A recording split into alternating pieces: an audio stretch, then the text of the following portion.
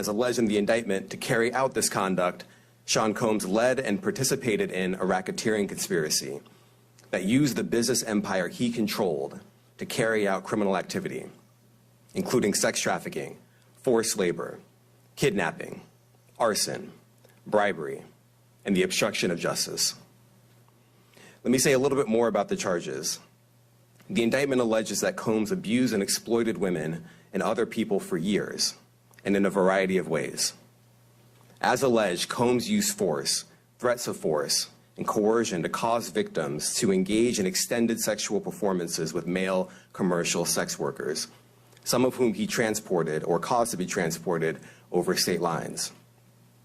Combs allegedly planned and controlled the sex performances, which he called freak-offs, and he often electronically recorded them.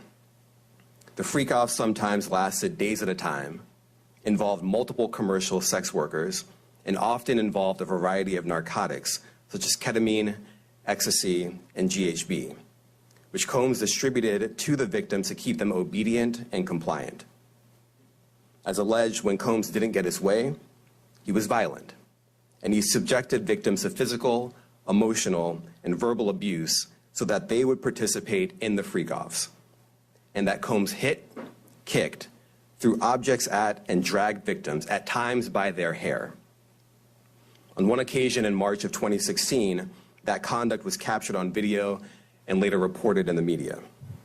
Specifically, Combs kicked, dragged, and threw a vase at a victim in a Los Angeles hotel when the victim was attempting to flee. As alleged, these assaults often resulted in injuries to the victims, which took days or weeks to heal. In addition to the violence, the indictment alleges that Combs threatened and coerced victims to get them to participate in the freak-offs. He used the embarrassing and sensitive recordings he made of the freak-offs as collateral against the victims.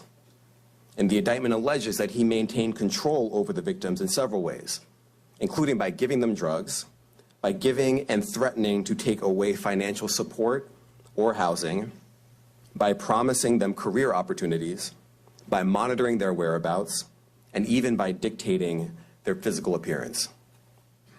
Because of all of this, the indictment alleges that the victims did not believe they could refuse Combs without risking their security or facing more abuse. The indictment also alleges other acts of violence undertaken by Combs and others, including violence against witnesses to his abuse, kidnapping, and arson. The indictment alleges that on more than one occasion, Combs carried or brandished firearms to intimidate and threaten victims and witnesses. Now, Combs did not do this all on his own. As I mentioned, Combs has been charged with RICO conspiracy. He used his business and employees of that business and other close associates to get his way. Those individuals allegedly included high-ranking supervisors in the business, personal assistants, security staff, and household staff. The indictment alleges that those individuals facilitated the freak-offs. They booked the hotel rooms and stocked them with the supplies, including drugs, baby oil, personal lubricant, extra linens, and lighting. When the hotel rooms got damaged, they helped clean it up. They arranged for victims and commercial sex workers to travel for the freak-offs, and they delivered large quantities of cash to Combs to pay for the commercial sex workers. Please stay with me.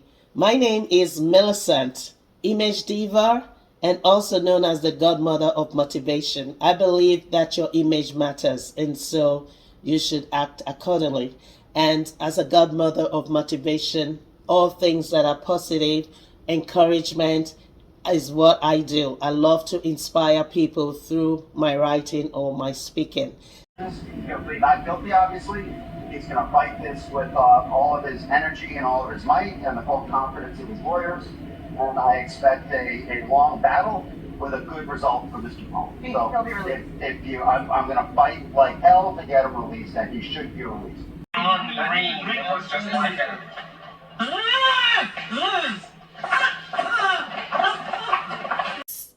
Cassandra Ventura, who was P. Diddy's significant order for over 10 years, They met in 2005, and I think it ended around 2018. She also sued Diddy, and although she settled for a very substantial amount out of court, but she might, if subpoenaed by the feds and authorities, she is going to speak. Her lawyers say that they are going to cooperate with the investigation. She was beaten so many times. She is the one, Cassie is the one that you see in that hotel room that P. Diddy shoved her down and punched her repeatedly, dragged her like a, you don't even do that to an animal, so I wouldn't even compare that, but it was just disgusting. And do you know that P. Diddy denied that? Like, you could have pleaded insanity and then get maybe probation, but he lied. And those are the things that the feds are going to be looking into, the prosecutors. And also the part that the Homeland Security has come in, smuggling innocent, naive young girls and slave men, prostitutes across borderline to service clients. Who are these clients? I am eager to know. But their testimony is definitely the catalyst that has brought all of this to pass. That's why they say what you do, the evil that you do will catch up with you. It's just been brewing, and now it's come together, and the mess is really ugly, and it will take a long time to clean up. Little Rod is a music artist, a producer that worked on the Love album with Puff Daddy during between September 2022 to November 2023. But he's having to work with P. Diddy, required working late nights, and traveling together. So he had to, for, video shoots and different stuff. He soon became like a part of the family, he thought, and moved in to be able to do his work, in more convenient form. But he soon found himself trapped in a messy situation where he allegedly says that P. Diddy used to grope him, drug him, have his way with him, and get his sex workers to sleep with him. That one day he was so drugged that he found himself naked on the bed with a sex worker.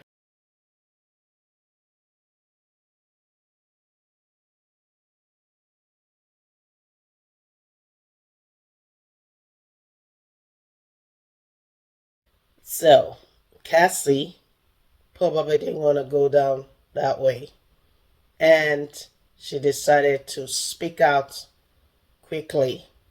She came out and filed a lawsuit, and that lawsuit was dismissed since she decided to settle out of court for some substantial amount. But the initial money that they said she was asking for was for $30 million. And Puff Daddy settled in 24 hours.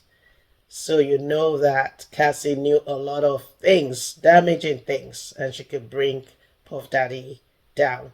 She had, through her team of lawyers, have declared that they are going to support fully the investigation, ongoing investigation against Puff Daddy in any capacity that they are asked to show up for.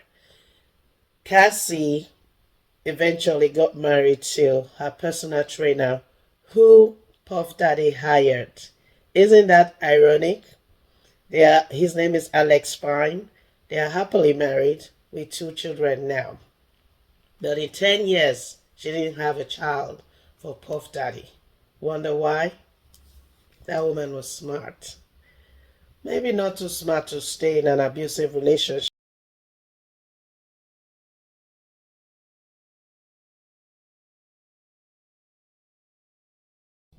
Aerosmith, Kenny G, Billy Joel, Barry Manilow, Aretha Franklin, Dionne Warwick, Whitney Houston, Alicia Keys. All these big successful entertainers have one thing in common: Arista Records. It was under the leadership of Clive Davis, who is now 92 years old, self-confessed bisexual. After his 2 marriages failed, he came up with that theory.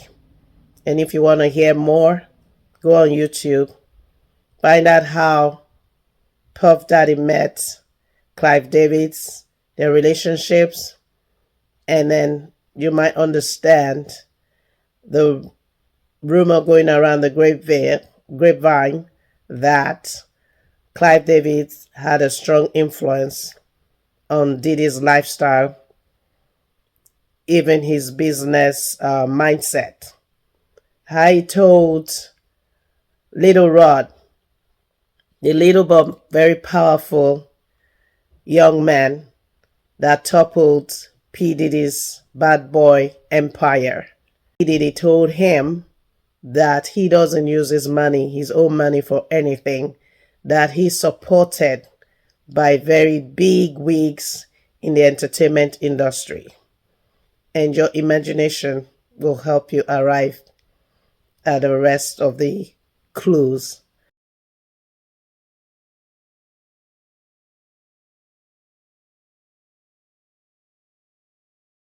Diddy Combs, the renowned music mogul, faces a significant legal hurdle as a federal judge has ruled against his bail request. This decision comes in the wake of Combs' arrest on serious charges related to long-standing allegations of sexual abuse. The federal grand jury has indicted Combs on 3 major felony counts: racketeering, sex trafficking, and using transportation to facilitate prostitution. These charges stem from allegations of years of misconduct, which have now culminated in a dramatic courtroom confrontation. One of the most pivotal elements in this case is a video that has drawn considerable attention and controversy. The footage, captured in a hotel hallway, depicts an intense altercation between Combs and his ex-girlfriend, Cassie Ventura.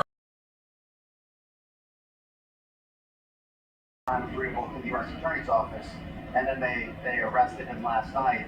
I spent the evening with him. I was with him until about 1 o'clock.